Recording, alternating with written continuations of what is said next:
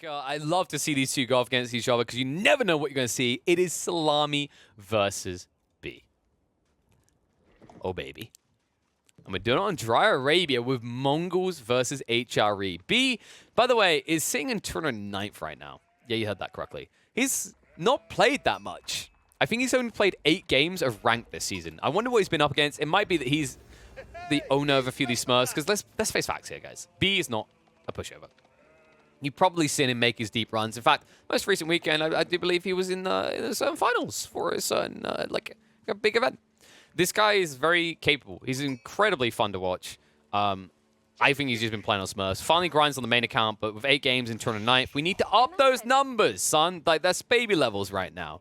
And whether Salami is not going to make it easy. Salami currently in 61st place on the leaderboard. Is sure to put up a good fight, especially with something like the HRE, a Civ that kind of feels like it's becoming a quick jack of all trades. You know, I feel like this Civ can kind of slot into most maps and not really suffer, because of its ability to stay condensed and boost up, and the fact that people have started to respect the power of the Civ in the Feudal Age. We've already seen a few players that have started to go in the Holy Trinity, setting up archers, racks, and stables with the Civ. And we've seen what they can do with that. With a 40% increased gathering speed on all their resources being buffed, they can flow a ridiculously large amount of military force in the Feudal Age, much higher than a lot of other Civs in the game are actually capable of. I think Mongols is on that list. Mongols, you know, I'd say the HRE is capable of like 20% more military.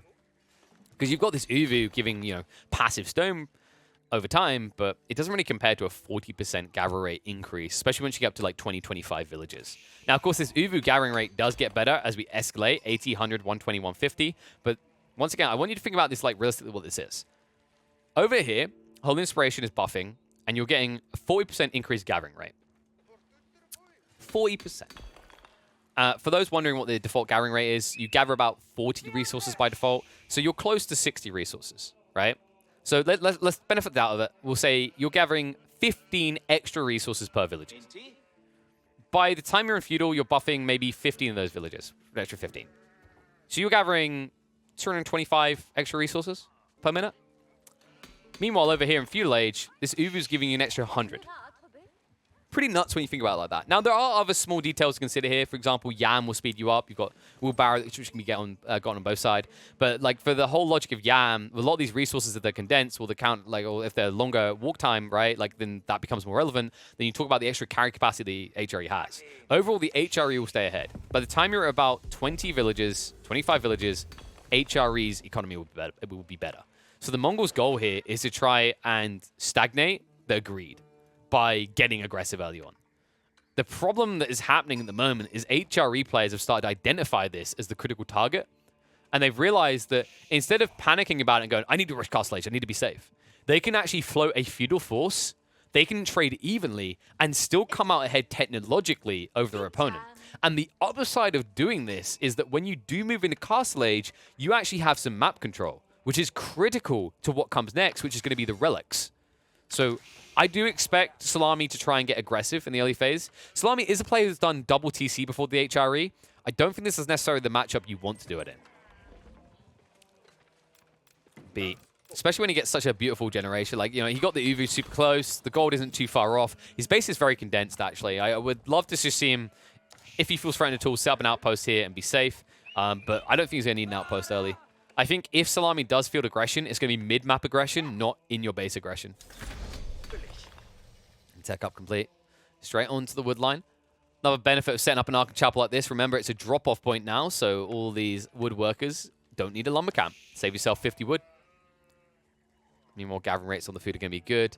On the side, he has built a second prelate to buff up the gold line. And considering he only has 3 people on the gold, this does suggest we are looking at a prolonged feudal here. Especially when he puts 7 people on wood. The goal here is for him to quickly get his access to military buildings and then start to escalate an army. Because if you think about what you actually need the most, in terms of if you flex to like the holy trinity of all 3 military buildings, well, wood's going to be one of the highest demands. So think about it this way, right? You go spears, 60 food, 20 wood. Sure, there's a lot more food there. Horsemen, it's 100 food, 20 wood. Yep, a lot of food there. Then you get into archers, 50 wood, 30 food. Wow, a lot of wood there. And then, of course, you can go with the man-at-arms as the HRE. We might see that if it's a very, very long feudal, but I'm expecting those 3 we just mentioned. In that situation, yes, there's a lot of food, but there's a remarkable amount of wood that doesn't get thought about, right? It's more like a 2-to-1 ratio, right, in terms of food-wood requirements. And it means that having this many people on wood is very advantageous if your goal is to escalate into a military production line of stables, archery range, and possibly racks. We can already see what's coming on the other side. Double archery range and a racks out of B. B wants to end this game fast. Respect what he's doing here. But remember the difficulty we talked about. You are now in a situation where your opponent, because you are both past the 20 eco mark, is gathering substantially more than you. He's doubling up your passive stone generation in terms of bonus resources he's gathering. This will be scary, which is why B needs to be fast. He needs to manipulate his aggression. And also remember, one of the other added benefits is, yes, you do have this extra stone generation, but it's what you do with it. You increase your production rate. So the whole goal now for B is to have a larger critical mass at 10 minutes than Salami is capable of. And that should be feasible. There's a very thin window of opportunity because of the build up of all these military buildings for Salami. Khan does have the info as well. That's why he's being this aggressive, by the way. The Khan has been poking and prodding here for a while and has ID'd that, oh, he doesn't actually have many people in gold, so he's not rushing.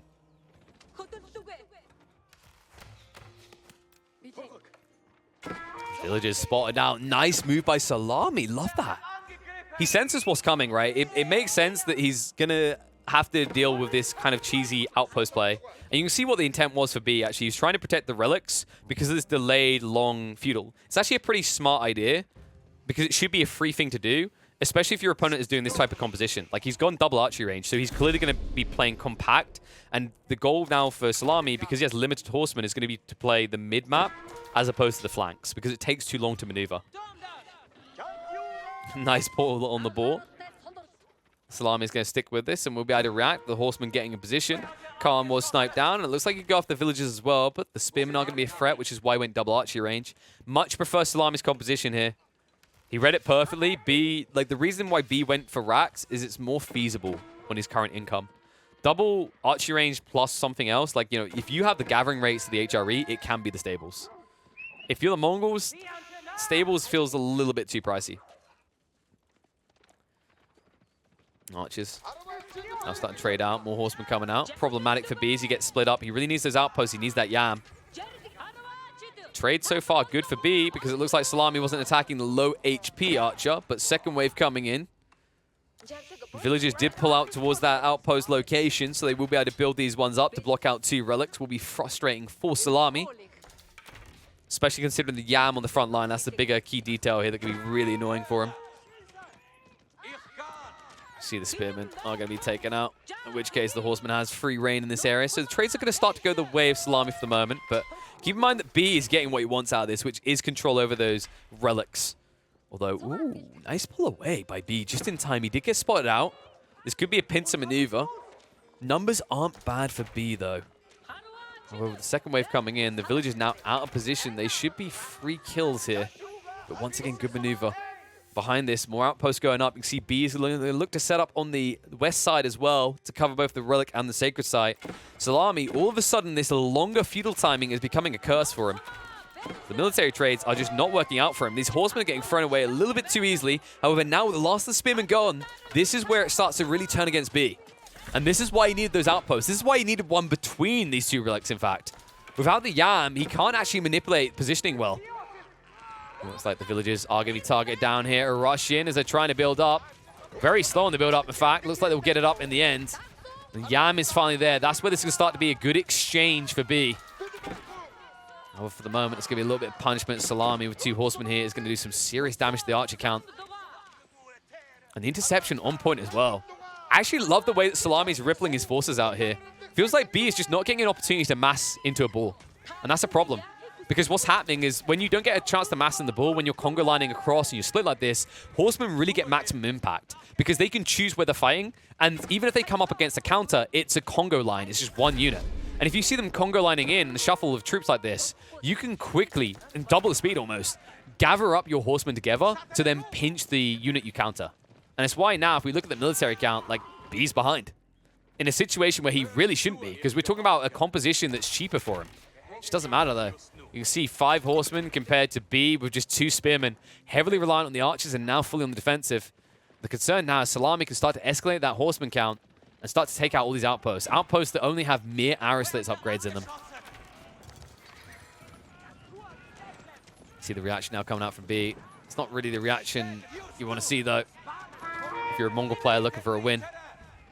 Tries to snipe out. Horseman taking damage. Critical mass is starting to be maintained here. This dive in maybe a bit ambitious. Salami could have waited for this. I think he jumped the gun a little. Also, no blacksmith, so no play into the marching drills. I think this is going to be rectified in a second, though. Notice what's happened with his gold income. He has way too much gold and no way of using it. And there it is. Blacksmith now being built up. Should be marching drills as well as getting the arrow damage upgrade to give him the edge here in a situation where B himself has not gone for that blacksmith yet. B himself is forcing his way out onto the deer stacks because he wants to offset the pasture switchover. A pasture switchover here will delay his military aggression, and it would give the lead over. And the reason why he can't afford to go pastures here, the reason why he can't afford a gap in his aggression, is that Salami will burn down his outpost and rush up.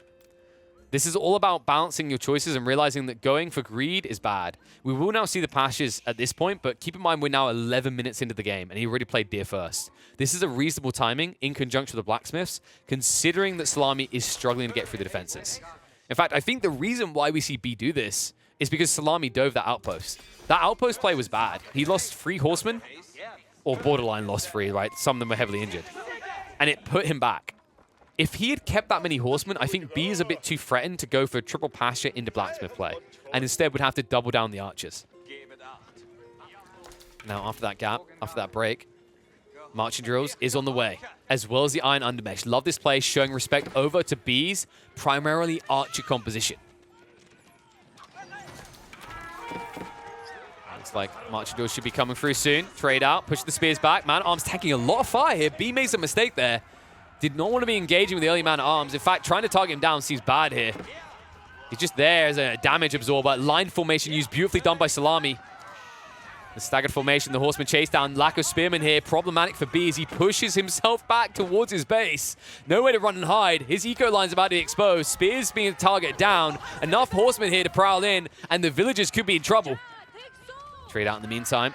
Archers start to target across. No textiles here, so there's going to be a strike strain to the eco. B not pulling back. A little bit delayed in doing so. Heavy hit here. Trade out is good. B still at half the capacity militarily that Salami has. And Salami fully trading his army for some serious damage here. Mistakes made there. B feeling a little bit too confident. That slowdown, that switch over in the pastures is a deer one. It's 150 wood each. Yes, that was a pun about the deer. That was 450, 600 wood total that you spend on greed. The blacksmith admittedly comes around for you again. But because he went on the offensive in this moment, he done so without a regurgitated force of military. He wasn't building new archers, and that's exactly why Salami takes such a clear victory in that fight. And now why he finds himself almost 10 villages up over the HRE. Let me just say that again. As the HRE. 10 villages up as the HRE. That should not be happening. But you want to know why it does happen? The power of the HRE. The power that allowed him to do this. Because he was being greedy too. He set up a full farm transition. Salami is now 18 farms deep, 75 wood apiece, all because of the power of the Holy Inspiration. These kept optimal for a lot this time. That's why if we look at the income, you can see how ugly it's getting. Whew. Ain't pretty to look at.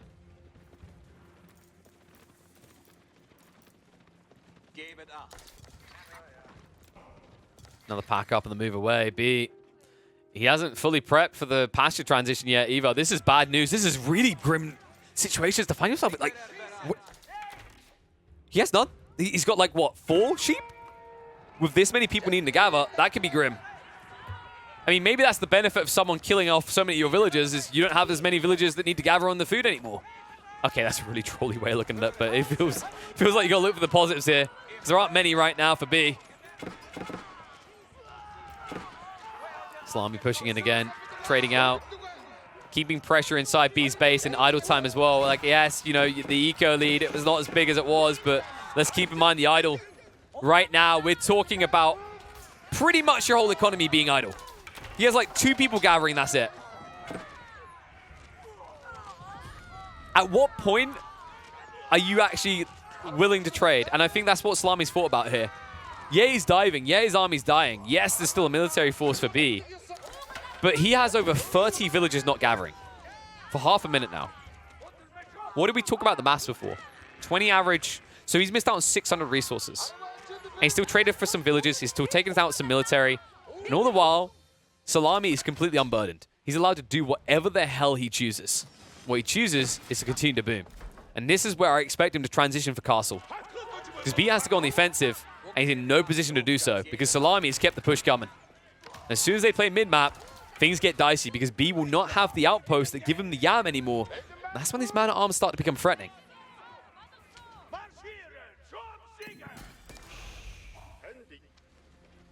See the back away continue for the moment. Arch is being rebuilt as well. Salami just kind of luring B in. B understands that he can't afford to sit back anymore. He needs to put pressure onto this side of the map. Otherwise, Salami is going to rush Castle. Horseman pinch coming in, but the spears can't hang around. It'll just be a chase back. And this is an advantage for the HRE right now, the way this is playing out. The archers, they do decent damage at this stage, sure. But they waste all their time focusing on the man-at-arms, and they get picked apart by a smaller mass of archers. All the while dancing back towards their base, which gives room for Salami to start taking up. And you can see the numbers right now, that the gold gathered at this stage, he has a phenomenal amount of gold in reserve. His food is escalating. His military line escalating with it. At any stage, if Salami cuts production of military units for a minute, he will have Castle Age.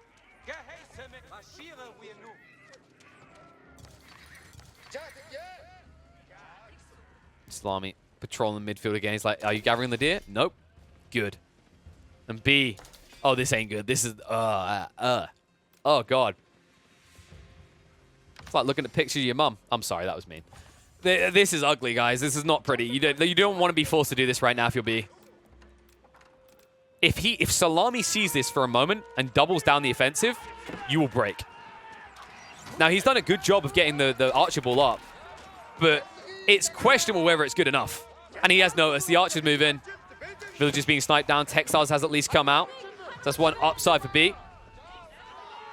However, the dive in continues as Salami goes even deeper in. And the archers, rather, up against the horsemen, not looking good here. The idle time again is killing B. I mean, look how many of his villages, like the entire economy is not working. Please, B, please. Salami's going to go up now. No doubt in my mind. This is where he's reached the point where he can actually accrue enough resources to keep pushing troops and reach Castle. And from here, things get incredibly uncomfortable for B. Because yes, you know, you've got the secondary TC. Yes, you're only 10 villages behind. But how often have you now idled basically your whole economy? How frequently has that mistake happened? Not mistake, actually.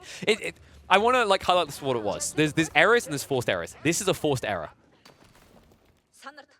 Because he's so paranoid about the archers. The pressure is throwing him off. Instead of splitting his eco a little bit, getting out of position from it, he just keeps putting them in the TCs. He's not getting them out of harm's way. He's using them militarily. And that has caused this complete discombobulation of the game for him. This complete loss of control. From an early point where he looked like he could contest to a point where there is no contest. And now with the tech up on the way, B is in dire straits. Man-at-arms clashing in the meantime as they march in. Sure, the archers can backstep away, but they're not trading well. 1-2 spin are going to find their way in, but irrelevant damage. Tech up complete. Access to free relics seems quite feasible and easy now for Salami. As B spends more time running away than the French front lines in World War II. This is ridiculous. He never turns around. He never fights. Swallow. B. Oh, B. Oh, buddy. He'll get the kill just in time. That was a little bit too close for comfort. But once again, always running away. Never fighting. It's a problem. And now with this tech up complete, the premium units are going to start coming out. The man-at-arms are going to get the upgrades. We could even see Knights soon. The good news, at least for B, these outposts are stunting the ability for the products to come out and pick up the goodies, but not for long. The heavy mace's choice. I'm a little bit curious here, actually, out of Salami. I wonder if that was a misclick. There isn't actually any value in getting heavy maces. I guess it looks cool. In fairness, it does look very cool. Look at this. Look how cool they look right now. But outside of coolness, there's no real value here. Yeah, so for those wondering why there's no value, the heavy maces gives bonus damage against heavy. You aren't facing any heavy. But it does look cool. B? Bruh? Just about. However, you're just about to idle your entire economy again. Guys, it's 59 eco. How much of B's economy is now going to go sleepy bye-bye time? Let's check in. Well, these guys are already idle because no food. B? Where are the pastures? Where? Oh my god, the pastures! B? They're not even being attacked. They're just standing there. He's so intent. He's so intensely focused on the Magadai micro that he didn't even notice. If I'm Salami right now, I'm like, worth. I'll lose all these man-at-arms, but it's totally worth it because the idle time. Oh my Gideon. Meanwhile, lastly, Archibald's going to be cleaned up. Sure, you got Magadai, but I don't think that Salami cares. Because Salami can now just put archers. He's as happy as Lamb. Speaking of Lamb, at least finally B is gathering on them, but my god, that gap. That gap hits hard, especially if you want to do Magadai, because Magadai cost 120 each. 120 food.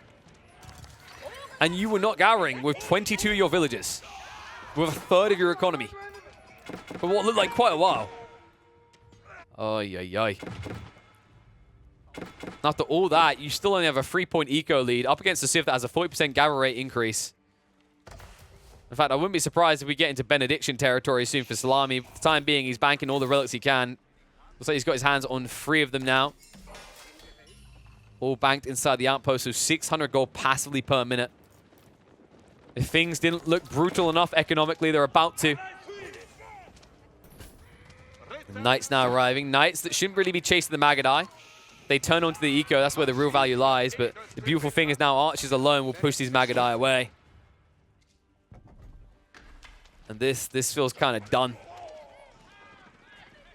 I mean, you can tell that he is not happy with the state of affairs right now. The front line is always in his base. The Magadai count starting to increase, but the issue is you're not increasing Magadai count as quickly as the archer count's increasing. It's already up to 11 compared to, what, 14, 15 Magadai?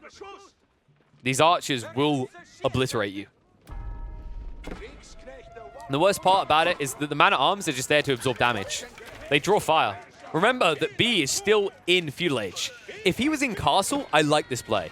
But without Castle Age, this looks pathetic. And this looks all but done. Warlord comes out. Magadai will target it down, but it's going to give away the entire battalion here. And that will just be it. There's no way B can get back from this. So many Magadai down. Like, what, he had 15 at 160 resources each. That, sir, was the price of a Castle Age tech up. Castle Age that you'll never see.